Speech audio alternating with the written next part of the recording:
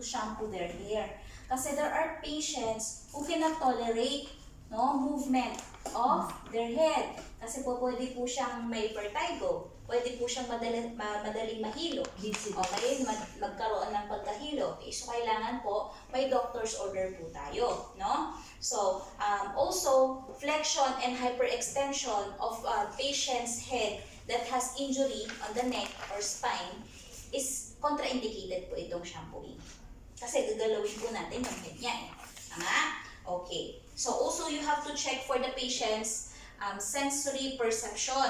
Kasi baka mamaya may PVD po siya or peripheral vascular disease wherein siya po ay mayroong decrease of sensation, napapaso na nga siya, hindi pa niya na-feel.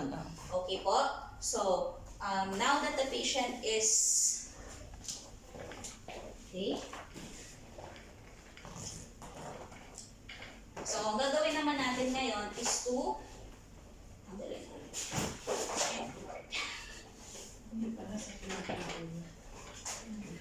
Ano pa akong galing pala yun? Thank you so much. Kasama to.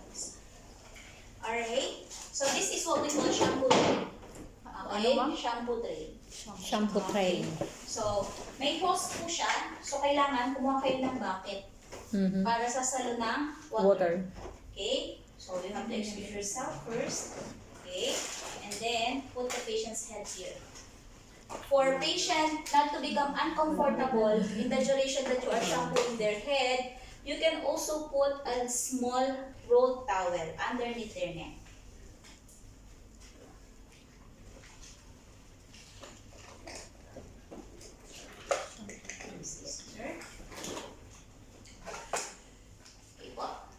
Ayan.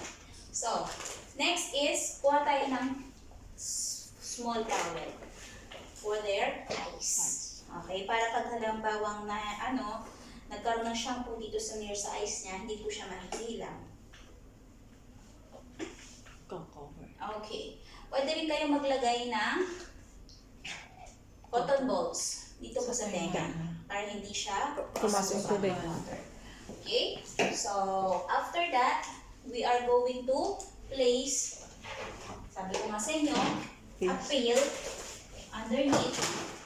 Okay, ayan po yung hose. And then, you have to get, or make sure that the materials are ready.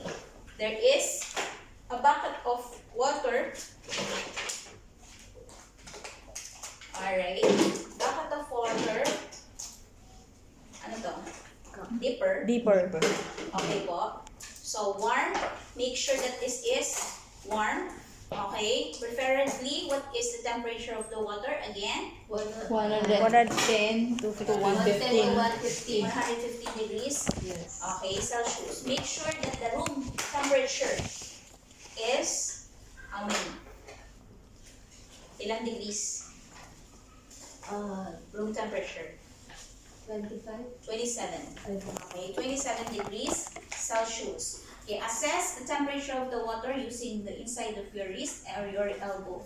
Make sure that the other materials such as the shampoo and the conditioner are available. Okay? Sige, so let's start. Okay guys, before you start, you have to comb the patient hair. Why? Because you are going to untangle the patient's hair. Untangle kasi matagal po siya nakahiga. So, buhol-buhol na po yung kanyang buhok. Okay? So, untangle. And this is going to be the perfect opportunity for you guys to observe whether there is presence already of lice. Infestation po. May buto na ba siya? Lisa? Okay? O kaya baka mamaya sa sobrang meron na po siyang pagkakahiga ng matagal, may bencher na po siya, may redness, soreness, okay, or laceration. For example, meron pong nauntog siya sa somewhere else. Okay? So, dapat yun po yung tinitingnan ninyo. O kaya baka mamaya nagkakaroon na siya ng dandruff. Okay? So, yan ang purpose bakit tayo magsusuklay muna bago natin basahin yung buhok ng pasyente. Okay. Now, after that, you are going to pour the water on the patient's head. But first, you have to advise the patient. Baka mamaya magulat siya eh. Malamig. Okay? So you have to advise the patient. Sir, I'm going to start shampooing your hair. I'm going to pour water on your head. Okay? So slowly po, basain ang hair ng pasyente. After you have thoroughly wet the hair of the patient, get the shampoo. Okay, shampoo. And then, shampoo it hanggang sa scalp po ni pasyente. Massage the scalp to stimulate the scalp, okay? Para mas maganda yung tubo ng hair po. Okay, after that, you have to rinse. Okay, yes. Rinse thoroughly. After, ma'am or sir, would you like to have a conditioner? Okay? So, kung may option siya mag-conditioner, lagyan natin siya ng conditioner. Okay? So, apply it thoroughly. And then, rinse it again. Ganito po, no? Para hindi po babagsak sa mukha ng pasyente yung tabo. Here? Okay. So, after you have rinsed the patient head, okay, you have to remove the face towel. Alright? This is the patient. Remove this. Okay. Also remove the tulog yung pasyente ko. Ayan. Ay, yung assistant. Okay po.